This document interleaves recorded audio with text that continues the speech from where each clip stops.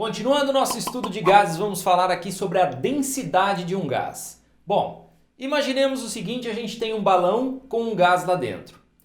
Se eu quiser saber a densidade, o clássico que a gente conhece sobre densidade é que a densidade é uma relação entre a massa e o volume ocupado por aquilo que você está analisando. Só que para um gás a coisa não é tão simples assim. Por que não? Porque o volume pode sofrer alterações de acordo com a pressão e a temperatura no caso de um gás. Então, olha só, se eu tiver aqui um aumento do volume do balão, eu teria uma diminuição da densidade. Como é que esse volume poderia aumentar? Se a pressão reduzisse, por exemplo, ou se aumentasse a temperatura, certo? Então, se eu mexer com a pressão e temperatura, eu acabo mexendo com o volume e mexendo com a densidade. Olha só. Digamos que eu altere pressão e temperatura e esse balão sofra diminuição de volume. Isso acarretaria num aumento de densidade, certinho? Então fica nítido para nós que a densidade de um gás depende do volume. E o volume de um gás depende de pressão e temperatura. Consequentemente, a densidade de um gás depende de pressão e temperatura. E isso não fica explícito para nós nessa expressão de densidade aqui de massa sobre volume. Beleza? Bom, a gente está tentando obter uma informação sobre um gás que está dentro de um recipiente. Nós queremos a densidade desse gás. A gente pode pensar em quê? Quando eu tenho um gás dentro de um recipiente, quero uma informação sobre ele? Equação de estado dos gases ideais. Legal, a gente pode pensar aqui no PV igual a nRT, certinho? Mas, professor, você está procurando densidade, não tem densidade nessa equação. Bom, não tem, mas vamos pensar. Densidade, o que a gente estava vendo ali, é massa por volume, né? Volume tem, só não tem massa. Não tem massa mesmo? A gente pode mexer um pouquinho nessa equação, porque N, quantidade de matéria, número de mols, é massa sobre massa molar. Então a gente pode pensar nessa equação aqui, E agora eu já consigo ver massa e volume nessa equação. A gente já vai conseguir mexer de um jeito para aparecer a tal da densidade do gás. Legal? A gente só precisa fazer o seguinte, pegar esse volume que está do lado de cá e passar ele para o outro lado. Para isso eu vou fazer o seguinte, eu vou pegar a massa molar e jogar para cá multiplicando, vou pegar o volume e jogar para lá dividindo, e a gente teria então que P vezes a massa molar é igual a massa dividido pelo volume vezes R vezes T, certinho? Subi a massa molar e desci o volume. Olha lá, o que a gente viu aqui? Massa sobre volume. E massa sobre volume é o que mesmo? Densidade, certinho? Perfeito, então a gente pode trocar a equação por isso aqui. Pressão vezes massa molar é densidade vezes R vezes T. Como o intuito aqui é descobrir a densidade, vamos isolar a densidade e a gente teria então que a densidade de um gás é a sua pressão vezes a massa molar sobre R vezes T. Legal? Tá aí, a densidade como função de pressão e temperatura. Legalzinho? Essa é a chamada densidade absoluta de um gás. Eu tenho um gás lá dentro de um recipiente, quero saber a densidade dele. Agora vamos pensar numa coisa aqui. Vamos considerar aqui um ambiente em que eu tenho lá um balãozinho com um certo gás. Se a densidade desse gás for menor que a densidade do ar, estou considerando um ambiente onde a gente tem ar, certo? Como aí do seu lado agora. Se a densidade do gás dentro do balão for menor que a densidade do ar, o que vai acontecer? Tudo que é menos denso flutua no sistema. Tudo que é mais denso afunda no sistema. Então, se tudo que é menos denso flutua, se a densidade do gás for menor que a densidade do ar, ele flutua dentro desse ambiente aí. Legalzinho? Tá. Agora vamos considerar o seguinte, esse balãozinho tem uma densidade, tem um gás lá dentro cuja densidade é maior do que a densidade do ar. O que vai acontecer? Esse balãozinho vai afundar no ar, certinho? Ele vai cair, ele vai ser puxado para baixo. Belezinha? Então, se a densidade for maior que a densidade do ar, ele afunda. Se for menor, ele flutua. Isso tem a ver com densidade relativa. O que é a densidade relativa? É a relação entre a densidade de um gás A e a densidade de um gás B. Certinho? Eu vou relacioná-los. Então, a gente pode pensar no seguinte, a densidade de um gás A em relação à densidade de um gás B é a divisão das suas densidades. Então seria isso aqui, ó. A densidade do gás A dividido pela densidade do gás B. Vamos considerar dois gases dentro de um mesmo sistema. Eles estariam expostos à mesma pressão. Então eu posso cortar a pressão. Expostos à mesma temperatura, eles estão no mesmo sistema. E o R é a constante, é igual para todo mundo, a gente pode cortar também. Então sobraria para nós que a densidade de um gás em relação à densidade de outro gás é a relação das suas massas molares. Então, na verdade, para você saber se um gás é mais ou menos denso do que outro, é só você analisar a sua massa molar. Se esses gases estiverem nas mesmas condições de pressão e temperatura, como a gente está supondo. Tudo bem? Exatamente, para gases nas mesmas condições, quanto maior a sua massa molar, mais denso ele é, mais ele afunda. Tranquilo? Vamos falar então dessa densidade relativa em relação ao ar. Bora lá então. Sempre que a gente tiver um gás com a densidade em relação ao ar, nós teríamos isso aqui, ó. Densidade de um gás A, um gás qualquer, em relação à densidade do ar, é a massa molar do gás A dividido pela massa molar do ar. Na verdade, a massa molar do ar é aquilo que a gente chama de massa aparente, certo? Porque o ar é constituído por vários gases. Então ele tem uma massa molar aparente, que é a média ponderada das massas molares dos gases que os constituem, certo? No ar, por exemplo, os principais componentes são nitrogênio e oxigênio. Então, a massa molar do ar é a média ponderada das massas molares do nitrogênio e do oxigênio, mais ou menos. Certinho? Praticamente são esses dois gases aí que têm a maior parte da constituição, né? Quase 78% é nitrogênio e quase 21% é oxigênio. O 1% restante aí são todos os outros gases, certinho? Belezinha? Então, ó, massa molar aparente é a média ponderada das massas molares dos gases que constituem aquela mistura. No caso, a gente está falando do ar. Legal? A massa molar aparente do ar é 28,9 gramas por litro. Certinho? Essa é a massa molar aparente para o ar. Legal? Então, sempre que você for relacionar um gás com o ar, se precisar da massa molar do ar, esse é o valor, 28,9 gramas por litro. Belezinha? E aí, que hora é agora? Hora do exercício, perfeito. Hora da gente ver se você conseguiu sedimentar os conceitos que foram falados, combinado?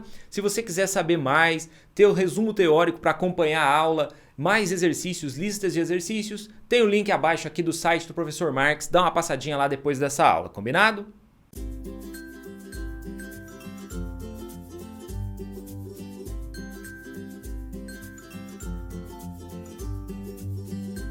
De volta aí contigo, vamos lá para resolver o videocício. É esse aqui, ó. Ele fala que a densidade de uma mistura gasosa de CO2 e O2 numa temperatura de 60,3 graus Celsius e pressão de 2 atmosfera é 3 gramas por litro. O que ele quer? A porcentagem de O2 em volume nessa mistura. Beleza? Muito bem, vamos lá, olha só. O que a gente tem então? A gente tem um sistema constituído pelos gases O2 e CO2. E esses são os dados que ele forneceu para a gente. Pressão, temperatura e densidade. Bom, pode ser que a gente precise da temperatura nos cálculos. Não se esquece, temperatura de gás tem que ser em Kelvin, certo? Para a gente poder trabalhar as equações. E como é que faz? 273 mais a temperatura em graus Celsius. Então, Kelvin é igual a graus Celsius mais 273. Então vai ficar 60,3 mais 273, ficaria então 333,3 Kelvin. Beleza? Não sei se vai precisar, mas caso a gente precise, para você não esquecer, já transforma. Beleza? Muito bem. Ele quer a porcentagem de O2. A informação que a gente tem é pressão, temperatura e densidade. Bom, como é que a gente calcula a densidade de um gás? A densidade de um gás é tida como sendo a pressão vezes a massa molar sobre R vezes T. Só que aqui a gente não tem um gás. A gente tem uma mistura gasosa de O2 e CO2. Então, essa massa molar não é a massa molar do O2 ou do CO2. É a massa molar média, aquilo que a gente chama então de massa molar aparente do gás. a média ponderada das massas molares de cada gás que constitui a mistura, certo? Bom, vou isolar essa massa molar aparente aí, ó. Vai ficar densidade vezes R vezes T dividido pela pressão. Essa seria a massa molar aparente do gás. Joia! Só que eu estou falando constantemente para você também que a massa molar aparente é a média ponderada das massas molares dos gases que constituem a mistura. Você já trabalhou algo parecido quando foi para calcular a massa atômica de elementos lá no comecinho do nosso curso, certinho? Então tá aí, ó. Média ponderada, no caso das massas molares, é aquela média calculada que leva em conta a massa e a porcentagem que aquele determinado gás participa na mistura. Quantos por cento tem daquele gás, certinho? Essa porcentagem pode ser tomada, por exemplo, como volume, como pressão parcial, beleza? Muito bem. Então, ó, a gente viu na tela anterior que a massa molar aparente é densidade vezes R vezes T dividido pela pressão. E aí, substituindo ali aquilo que a gente sabe, ó, a massa molar do O2 é 32, a porcentagem de O2 eu estou chamando de X, a massa molar do CO2 é 44, 12 do carbono mais 16 de cada oxigênio vezes 2, certinho? E eu estou chamando a porcentagem de CO2 de Y.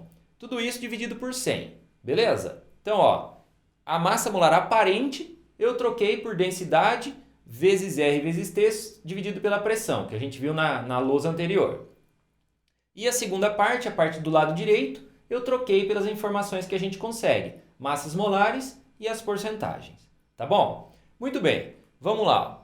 A densidade ele deu para nós que era 3, o R é 0,082, temperatura que a gente já transformou em Kelvin está ali, dividido pela pressão que é 2 atmosfera, e ali o lado direito que a gente já tinha deduzido ali, né? Massa molar do O2, do CO2 e tal.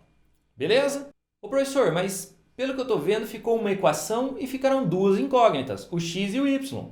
Muito bem notado, só que é o seguinte, a gente pode sumir com uma dessas incógnitas. Por quê? X e Y são as porcentagens de cada um, não é isso? E a soma das porcentagens você sabe que dá 100.